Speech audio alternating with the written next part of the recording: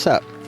Welcome to the Tedeschi Trucks Podcast. This is episode number 9, and I am Adam Choit. For now, to follow this show, it's at Tedeschi Trucks Podcast on Instagram, and I'm at Adam Choit if you want to follow me as well. And just a disclaimer, I have no affiliation with the band. This is not an official podcast for them or anything. Just a fan like you guys. Anyway, I hope you're enjoying the podcast so far. And if you are, I would greatly appreciate it if you would take the time to write out a short positive review on iTunes. These are always helpful.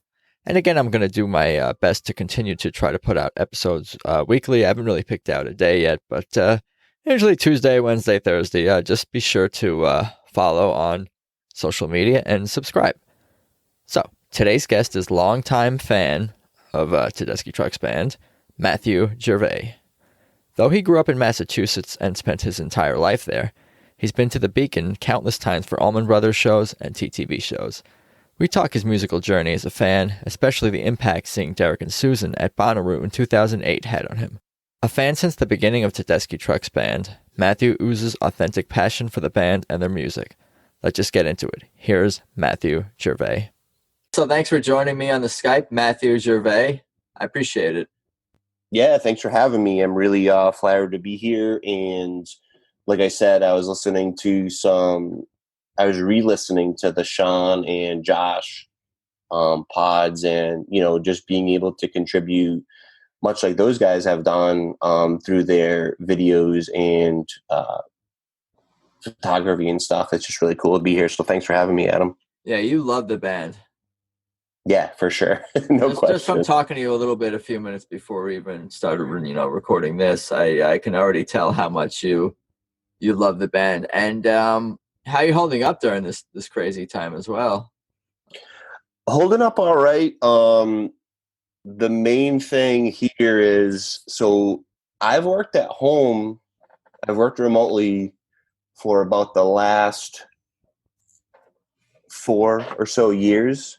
So for me, it's not really a big adjustment, but having my wife working at home and the kids at home too is the big adjustment. So, being able to help out and give time to them and just make sure that everyone's peaceful.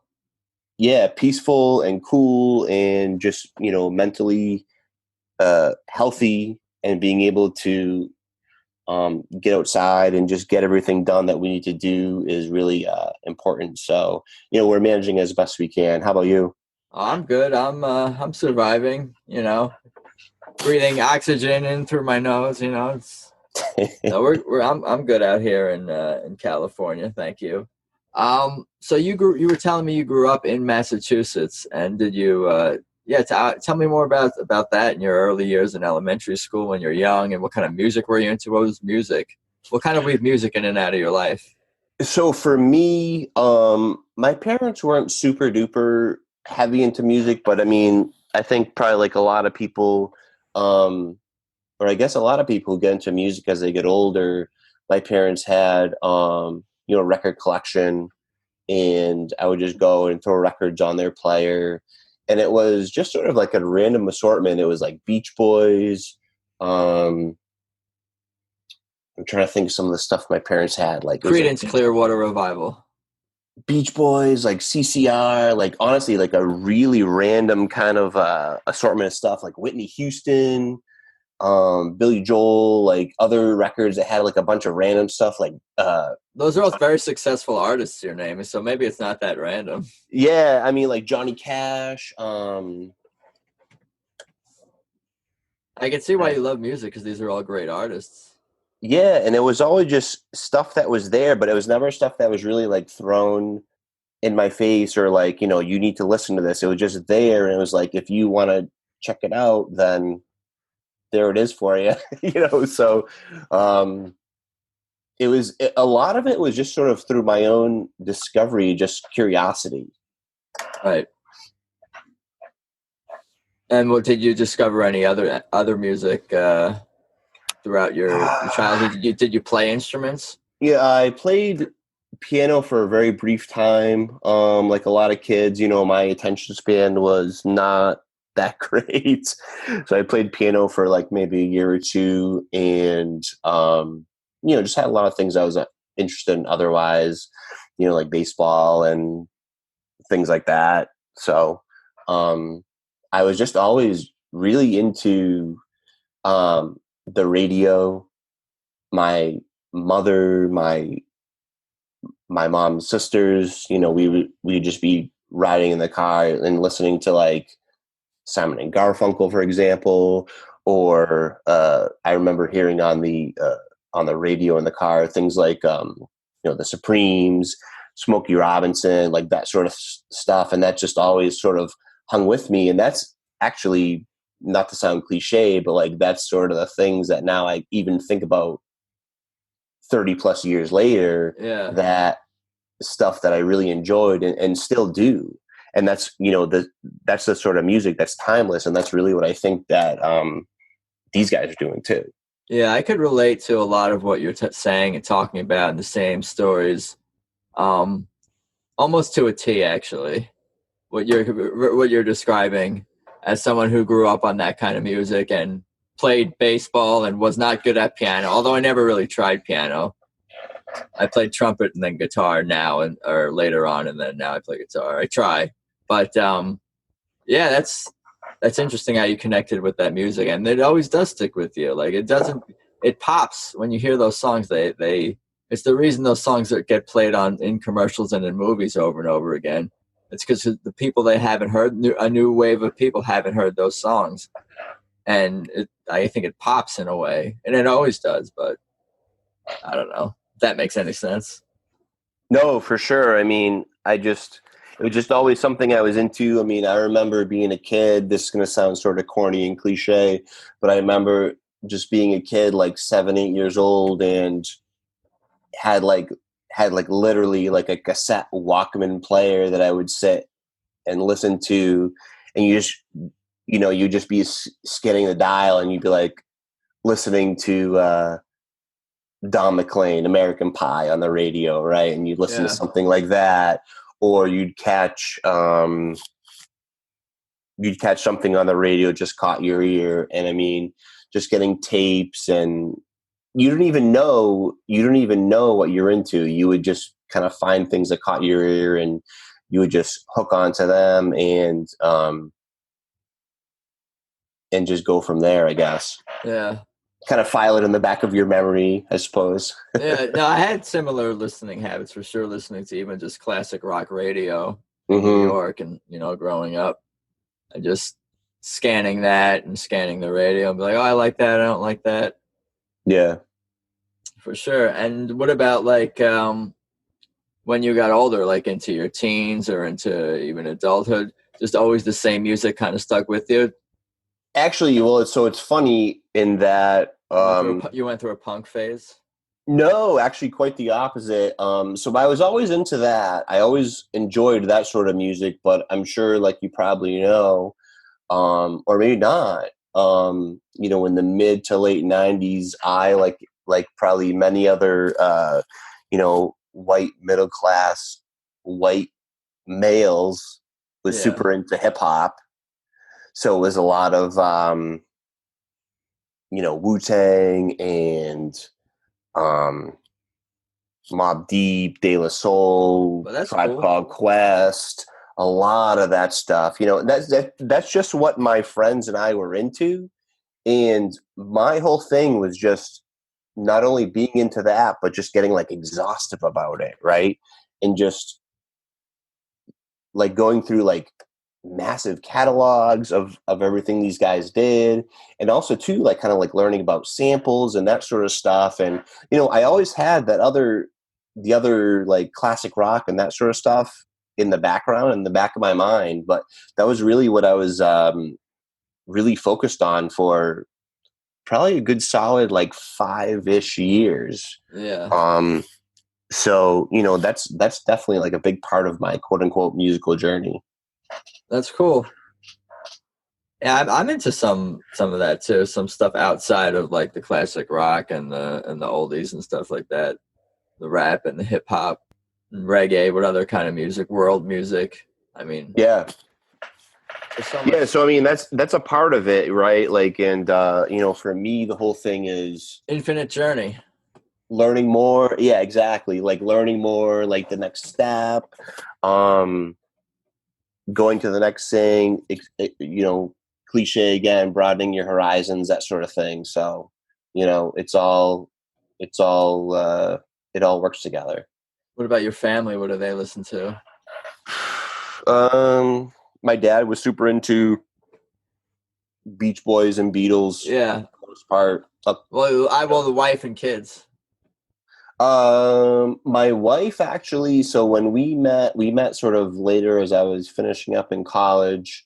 Um, she at the time was into Fish and Grateful Dead, so I got into Grateful Dead like really a lot at that point. This was probably around like 2003, and again, the sort of recurring theme of like being exhaustive about learning. You dive head first into Yeah, for an sure. artist when you get into them. Really head Yeah, that's first. exactly. Yeah, that's a really good immediate interpretation. So I was learning about the various eras, right, and um, learning all about that, and that of course branches off into a million different directions. Uh, the kids listen to a lot of what I listen to. They I definitely imagine. like Tedeschi Trucks a lot. I remember my daughter, she'll say things like, I really like Tedeschi Trucks, but I don't really like the stuff where they're not singing.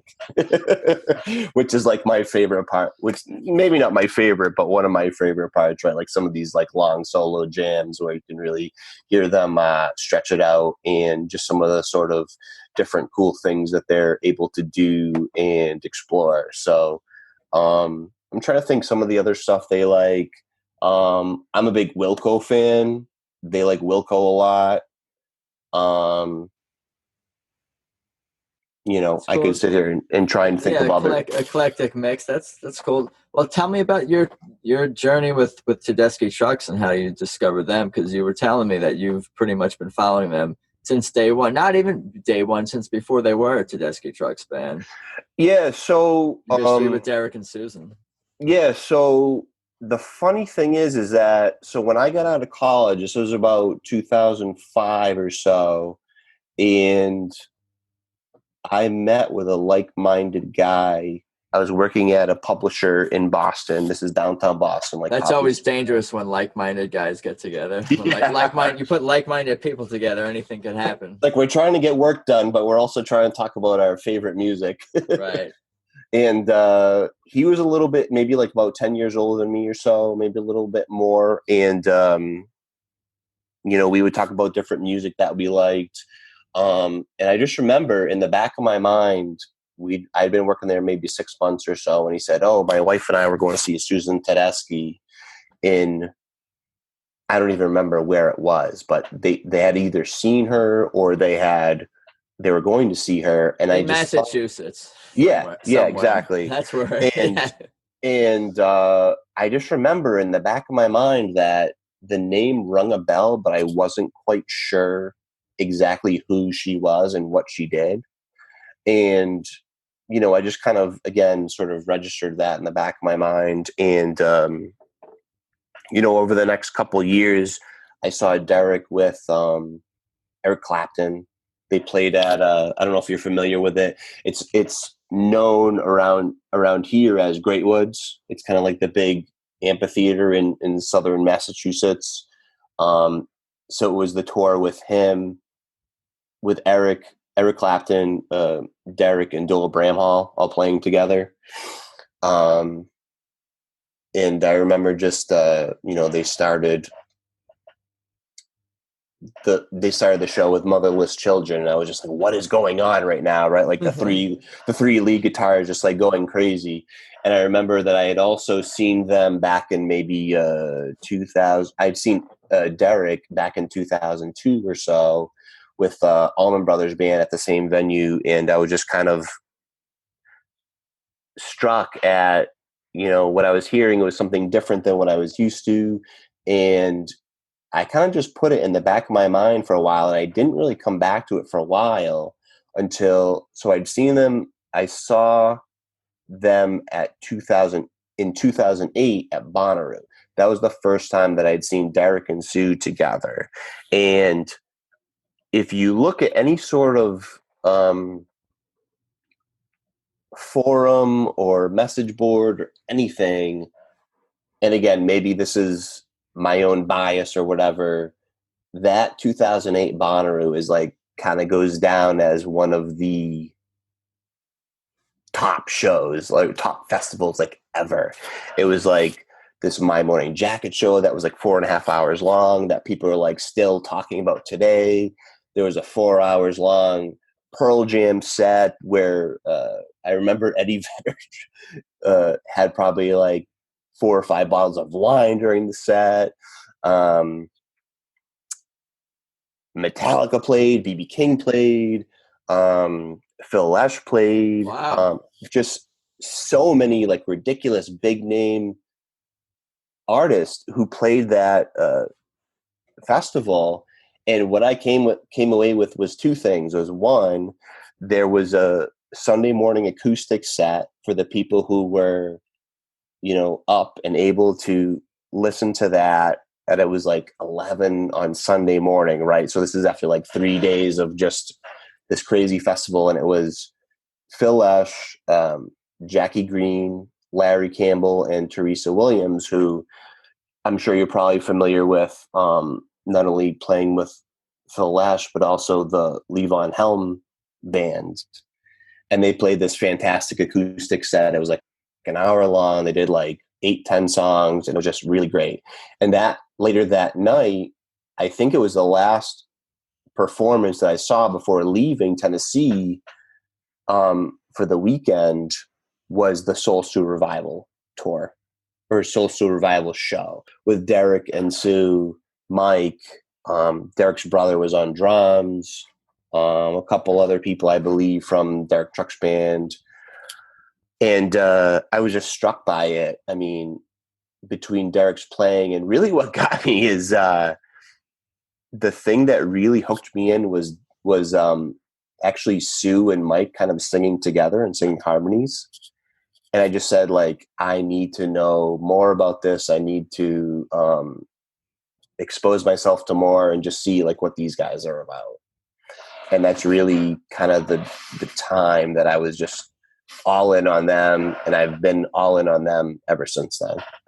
Yeah, it's amazing how, like, to hear different people just talk about how musically, just even a moment where they especially connect with the band initially on that deeper level. Like Rashawn Roach was talking about on Midnight in Harlem, Kofi's organ, that's what grabbed him. Or horns, because he's a horns guy. Yep, I heard that. And then you heard the harmonies. And I think I would say Derek's guitar. Slide guitar. Well, that's an easy thing to say. No, for sure, but but really everything and any of that you can see grabbing someone, a new fan or someone who's not ready for what's about to hit them. And the thing that I think was cool was, so I just sat there in awe as they plowed through like 8 songs. It was like some Bobby Bland covers, some Aretha Franklin, some Allman Brothers songs, and they did Any Day as maybe not quite the last song before the encore, but so Sue and Mike were harmonizing, and Sue was just, you could tell she was just completely going for broke on the second verse that she takes, and it was just like, yes, I'm completely into this, and I'm good, and I'm going to be for a while. Yeah, those are songs that, like, does anyone even really cover that Layla album in the way that Tedeschi Trucks Band does or could? Are there bands out there that even attempt to cover those songs other than like a guy in a piano, like a lounge playing like Layla or something like that? Yeah, I don't think so. I mean, that's kind of like, a lot of the songs they do are covers they do are sort of like uncharted territory that no one even like dares to touch, because they know they can't do it service. Right. Agreed. And what about after that, like that show, like that Bonnaroo show for also sounds like something that we ought to build a time machine and get back there Oh, it was and see fantastic. it again. Yeah, I mean, it was fantastic. I remember, so that was the summer right before I got married. And I remember it was like, I essentially begged my friend to burn that show off of archive onto a CD.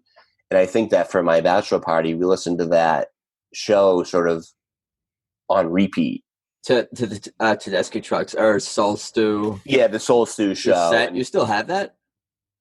I think I have it on MP3, like on a hard drive somewhere, but I I might think have the that might be your CD home. Yeah, somewhere. that might be your homework to get that up to the public. It's up there. It's on archive.org. I Oh, believe is it's it? under I believe it's under the Dark Trucks Band feed on archive.org. So Yeah, people, if people want to pop it into Google, I would say, it can be found. yeah, search it out and enjoy, I would say. That's cool. And what about? So, Yeah, I was going to ask about after that. Like, where did your yeah, so after fandom that, go? I would just sort of like, like I said, all in, I was listening to just a lot of things that they touched, a lot of things that they do, some of Sue's old solo stuff. Yeah, you're like me, like the journey that myself went on, that I went on. Yeah, so I was grabbing all of like Sue's old CDs on Amazon, like used, right? Like I would get the Hope and Desire, like the Better Days, Susan Tedeschi band album, all that sort of stuff. And then I remember seeing, so I saw a friend of mine who I've actually gone to a number of TTB concerts with, my friend Matt. He called me up one day and he goes, "Hey, I got free tickets to see Allman Brothers at the Orpheum." And it was a tour where they were doing the studio albums in the second set. And so the tickets that he had was, second set was the Eat a Peach album. Wow. So, I said, yeah, let me think about that. Sure, I'm going to go. Yeah. And they did the whole Eat a Peach album. It was, as good as you can imagine. With Derek. Derek, Warren, Greg, the whole crew of, who was with them back in 2011. And then that's actually, this is probably after, but that summer was really when I kind of started seeing them like all the time, like several times, per year, per summer. And so I saw them at that summer, I saw them at the Bank of America Pavilion with my same friend, Matt. And it was just like, the whole time and I heard this on, I believe it was Josh's podcast, you're just like, you're standing the whole time because you're just so excited. It's so fun. It's so good. It's just, it's really, I hate to kind of get into hyperbole, but it's just really, such a fun experience. And that's really what you want to take away from a live concert. Yeah, you're articulating it, my friend. You're definitely articulating it. Was Susan at any of the Allman Brothers shows? Did she open for any of those, or sing with the band? So that 2011 Allman show that I went to with my friend, where they did the Eat a Peach, she did not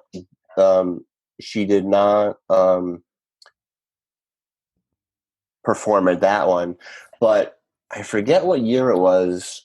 I want to say 2009. And actually, I sort of missed talking about this before. So after I'd seen them at Soul Stew, as I mentioned, I hate to kind of belabor the point here, is that, again, this is what I'm into. I love this. It's so enthralling. And the Derek Trucks Band played at the House of Blues, Boston, which is literally in the shadow of the Green Monster of Fenway Park. And I remember, I saw the tickets kind of come up on Ticketmaster or Live Nation or whatever it was, and I said, immediately, like, I have to go to this. I have to go to this. And I was thinking, based on my Soul Stew experience at Bonnaroo in Tennessee, oh my God, I know that Sue lives in the area. I hope that she plays. That would just make it all the better.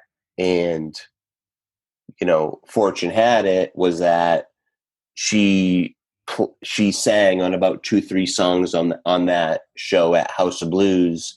But it was mostly just Derek, putting on an amazing show. I remember I'd seen a bunch of shows at House of Blues in Boston, and I remember they had done Down in the Flood, and when they come to kind of that second verse where it really kind of expands, and I just really thought that the roof was like gonna blow off the I could picture it and hear it. I feel like the roof was gonna blow off the place when they come into that second verse, and it was just like, that again was another sort of reaffirmation of I can't believe what I'm hearing. I'm so excited. I'm so happy to kind of know this and experience this. And I believe she only did 2 songs right around the beginning of the show, and I don't think she came back out, but kind of hoping and wishing that she would, and then having that wish come true was just icing on the cake, so to speak. Yeah, I'm still thinking about that moment at the House of Blues with the Down in the Flood. Like, because I feel like I could, like, as someone who knows that song and knows, what you think of Tedeschi Trucks Band and all that, and Susan and Derek, I can really kind of feel that moment. I'm sure a lot of other fans out there. Yeah, I remember after I'd seen them at Bonnaroo, and that Already Free album came out right around the same time. And I remember at my job at the time, a few of us at my work kind of shared that Already Free album around the office. That whole album is really fantastic, as anyone who's familiar with Derek or familiar with Tedeschi Trucks is well aware. And I remember just probably listening to that song so many times and hearing it live, and then just hearing them take it to that next level with Mike Madison. Yeah, at that show, it was just so exciting. Yeah, what a moment. If you go back and you listen to that show, and again, I keep referencing this, that show on archive.org, there's an unbelievable version of Favorite Things done in the style of Coltrane. And he slides in a really cool Little Martha tease within the song. It's just, anyone who likes it, I would really, really suggest that they go listen to that. That sounds cool, for sure. So you were kind of following the Allman Brothers a whole bunch. It's kind of where you were at, and then when Tedeschi Trucks eventually became official a band, band as well. Yeah, I listened to Allman Brothers kind of since I was in college back in Western Mass. Like I said, I was into rap for a long time. And then my friends and I kind of just started sharing interests. So a lot of Allman Brothers, a lot of Led Zeppelin, a lot of other just sort of, again, I've heard you guys talk about this on the podcast, quote unquote classic rock, some of the stuff that fits within that topic area. Really into the Bob Dylan catalog and Crosby, Stills, Nash and Young, just a lot of things, and really being into those sorts of groups can really enhance your appreciation for Tedeschi Trucks and the way that they're able to kind of draw on the influences of all those bands, bands like, this is kind of a bad segue, but like The Band, for example, right? And just being able to listen to them and their different influences and some of the things that you're able to kind of connect that got you there just makes it all the more gratifying, I think. Yeah. So everyone's all interconnected. Which makes me think of what I was going to ask you before. Like, what would Elmore James, what would Duane Allman think if they heard Down in the Flood at the House of Blues in Boston at that show? Like, what would they think of that song? And I mean, what must Bob Dylan think of it? He doesn't listen to, does he listen to it? He knows of that version, I'm sure. He must. He absolutely must. Oh, yeah, I mean, yes, he must. Yeah, there's probably a quote about it somewhere. I mean, I can't speak for them, but I mean, I can't imagine they'd be anything other than impressed. I mean, just the way they're able to, transform that, put their own spin on it, while also maintaining the integrity of kind of what the song is and everything. It's just really, really impressive. Yeah, Susan and Derek are big Bob Dylan fans, so he probably knows this. I would be shocked if he doesn't. I would be completely shocked. I think didn't Susan open for Bob Dylan or tour with him or something. I've seen a couple of videos. I've seen a couple of videos online of her playing with him, and you can tell she's just sort of like, she's sort of in awe that she's even like in that moment, right? Like she's sort of like being goofy because she doesn't even know like what to do, and she's just so happy and excited by that moment that I don't even know what songs they are, but I've seen them numerous times. Yeah, tell me more about like your journey with Tedeschi Trucks and maybe some of those early shows when they were officially a band. Yeah, so one of the cool things, and I mentioned this to you in a conversation sort of that we were talking about, we we're kind of getting this set up, was one of the things was when they were not quite as big and they were, quote unquote, up and coming, was they played at the Lynn Auditorium in Lynn, Massachusetts, a couple years in a row. And again, it's funny. I just run into my friend Brian, who I had mentioned earlier, who had kind of brought them up just in passing conversation before I'd even known. We just saw them kind of going up the steps of the auditorium, going into the show.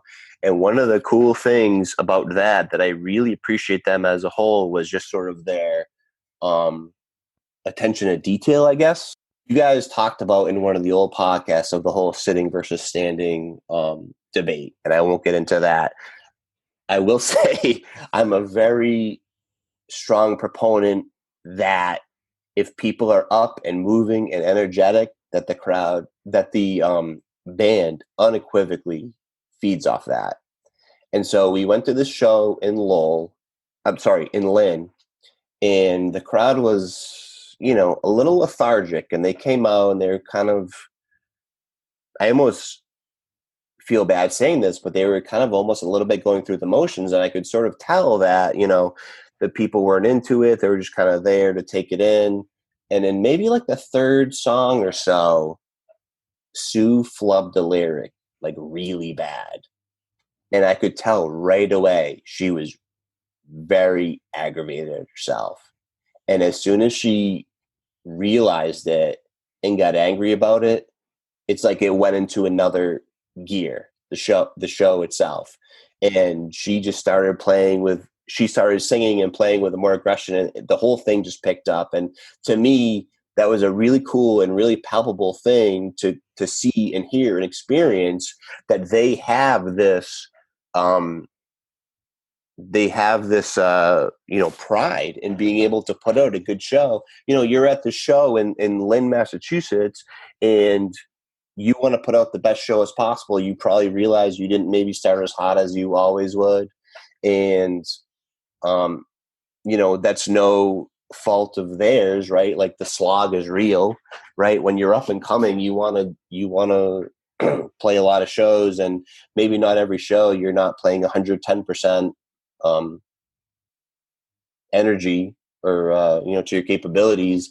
And they just really were on fire, absolutely, ever since she kind of realized it and figured it out and got mad. And one of the things too was at that show they played one of my favorite covers that they've never really played. They've only played a handful of times, which was Dr. John's Qualified, which is really just a fun song. And I wish they'd played it more, because it's sort of a cool vehicle for Mike to sing. And the studio version of that song is really fun, and I can totally see why they chose it. And maybe it didn't get great reception, from that crowd or other crowds where they played it. But, that was really fun and really cool. Other than that, I've seen them at a bunch of different venues. I've seen them obviously a number of times at Boston House of Blues, seen them a number of times at Boston Orpheum Theater, which obviously they're kind of famous for now for doing their residency, so to speak, there, as well as at the Beacon in Washington and Chicago, etc. I think they're starting. What are they starting to own? Every city have just every city is gonna claim stake to them. Yeah, they'd be smart to do that. Every day I kind of get surprised, but also worried that they don't get more of a following. But then also too, like Sean mentioned, or no, sorry, maybe it was Josh, about, the difficulty in getting tickets and getting good tickets to be able to see them. So, in one way, I'm kind of frustrated that they don't have the following that I think they deserve, but also selfishly, I don't want them to, because I want to be able to get good tickets to be able to go see them when they come around. Yeah, no, I feel you with all that for sure. But like we were talking about, I don't even know if it was when we were recording or not, but like how we think of them as legends basically already. Mm-hmm. So we get to see legends, and I think they're going to be recognized as that. I think so too. By the majority of people. I think so too, and I think that the notion of being able to kind of, again, in quotes, sort of, come up with them and see them grow and progress and evolve is really a really cool and gratifying thing. And, see them progress from album to album, as well as being able to see them live and what they're able to accomplish and how they're able to grow and change and move, even with, massive personnel changes, is just really, really impressive to me. Do you listen to a lot of live versions? You listen to the band? You must listen to the band all the time, or quite often, Tedeschi Trucks Band, I'm guessing. I do. I mean, they're far from the only, musical groups or entertainers that I listen to, but yeah, I definitely listen to a lot of them.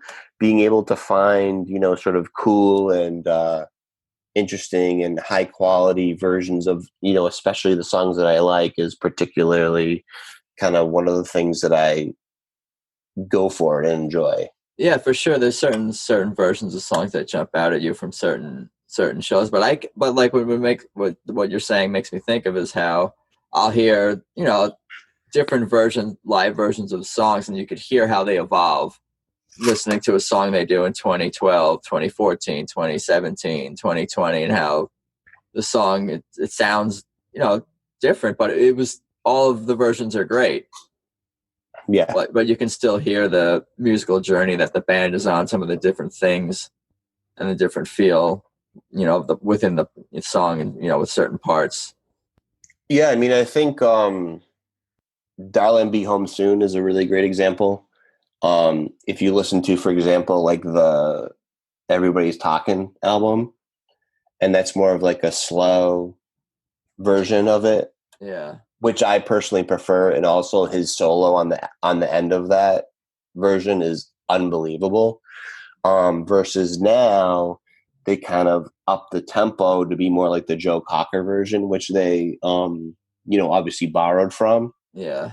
And just being able to see that, being able to change from one to the other is really cool. And I'm trying to think of other songs they've kind of changed. Yeah, slight tempo changes could really change the whole feel of a song, even just slightly. Yeah, definitely. Without me knowing it or recognizing it. Nobody told me. No, these are all cool to hear. It's cool to hear all these different versions. What about recent shows? What about recent experiences? And Yes. have you met everyone in the band? Do they know you? Or you on good terms with everybody? They don't know me, definitely. Not at all. So anyways, going back again, sort of a callback to what we talked about before, my friend Brian, who I'd been friends with since about 2005 or so, his wife his wife is first cousins with Tim LaFave. And so that's the way that I was able to meet Derek in that picture that I showed you. Yeah. So I believe it was 2016. And he and I just kind of talked here and there, and we said, are you going to the show? Yes or no? I have a ticket, whatever. And, he basically said, let's go to the show. I know Tim will you'll get to be able to, at the very least meet Tim and whoever else is available. And so I met pretty much everyone except for Sue, Falcon, and JJ. And everyone just was so incredibly kind and gracious and humble and nice. I mean, Kofi just sat there and just, shot. He was just shooting the breeze with all of us. It wasn't anything serious. It was just a casual conversation. Like, I'm hanging out. Like, he could have been doing 800 other things, but he just hung out and just kind of talked with us. So Kofi was just very kind and shooting the breeze with us. There's no ego, there's no pretense, there's nothing. He was just kind of sitting there as one of the guys, and we were talking with Tim, we were talking with Alicia, talking about the Patriots, and I forget, they were playing like the Dolphins or something, and we are just kind of talking about football and whatever else. And then I remember people were kind of whispering, "Hey, here comes Derek, here comes Derek, here comes Derek." So my friend Brian, again, he kind of tapped Tim on the shoulder and said, "Hey, introduce Matt to Derek." He said, "Okay." So he did. I just met Derek real quick, and I just said, "Hey, I just really love your music. Thank you so much." And he seemed very kind and appreciative, and we were able to get a picture together, and just everyone was so nice. Mike was incredibly gracious, and I wish I could have met Sue and the drummers and everything, but it's really just a cool, very down to earth bunch of people. And to me personally, for the things that I hold dear, I mean, that just adds to everything, with just this humility and kindness that they have, and again, just no egos, no pretense whatsoever. It just really, it seems silly, but it's like everything they do, it makes me like them even more than I already do. Yeah. Wow. You said it all, my friend. You said it all. And I definitely appreciate your time. And you seem like a good dude as well. Is there anything you want to plug, promote, or anything else you want to cover? I'll give you the floor, and you could bring up any other topics you wanted to say, anything else you wanted to say. Nothing I want to plug at all. I just want to say thanks to you for the opportunity to chat. The one thing I wanted to share, I shared this on the group one time. That was just something that stuck with me and will always stick with me. So I was at one of these shows at the Orpheum, and they did Midnight in Harlem. And if you're familiar, anyone who's listening who's familiar with the setup, it's one of these old school theaters, and there's balconies on stage left and stage right, maybe about 15 feet above the stage. And after Derek's solo on Midnight in Harlem, I was just kind of looking around and, taking in the whole scene. And I looked up to the left balcony, and I saw it was maybe a kid who's maybe like 13, 14 years old or so. And he just turned around, and whoever he was with, whether it was dad or whoever, they just looked at each other, and they just did this massive high five, and then they hugged each other. And it was just, I didn't expect that. I just got tears in my eyes because it was just, you could tell there was just this immense amount of joy. They high-fived, they hugged each other, and they just looked like they were so happy. And it was all just because of, that song and that solo. And it was just, to me, that's really what Derek and this group can bring. And I just think that's so cool. And it was just really probably my most favorite concert experience ever. So, anyone who's made it to the end of the podcast, I hope you were able to hear that and appreciate that. And I just thought it was so cool. And, every time I think about it, it just really makes me appreciate them more and more. Oh, that's great. That's cool. That's a cool story for sure. And it makes me think of like the same exhilaration. I don't know if you're like a sports fan or anything like that. You're out there in the New England area, but it's the same kind of feelings, almost like exhilaration when your team scores a big touchdown in a close game late, to hear like the perfection and everyone's connected. Everyone in the venue is connected in the same way, and rooting for the same thing, whether it's a touchdown or to hear something amazing, to hear and see something amazing. Well, we've been pretty spoiled out here the last 10, 15 years. So, yeah, we're definitely right there. And, we might not see that for a while, but we've been very spoiled, and I've been very spoiled by being able to see this really amazing band and just kind of live part of, again, what I think is, history in the making. And I just can't wait to see more. Yeah, for sure. I'll let you get going, man. Thanks again. Take care. All right, Adam, take care. Thank you so much. You too. Later. So there you go. My conversation with Matthew Gervais. I think what's great to talk to other fans and people who love this band as much as me, if not even more, it's that they're able to articulate almost exactly what I'm thinking and feeling, even if I didn't know it myself. I think that makes some sense. But again, I thank Matthew for his time and for all the great stories he shared. And I hope everyone out there is staying safe and staying well. What a sad, crazy time this is. Believe me, every day I hope for a world with more peace and more justice. But for now, check out Tedeschi Trucks Podcast on Instagram. That's at Tedeschi Trucks Podcast. And of course, remember to tap subscribe or follow on iTunes, Spotify, or whichever way you listen to this show.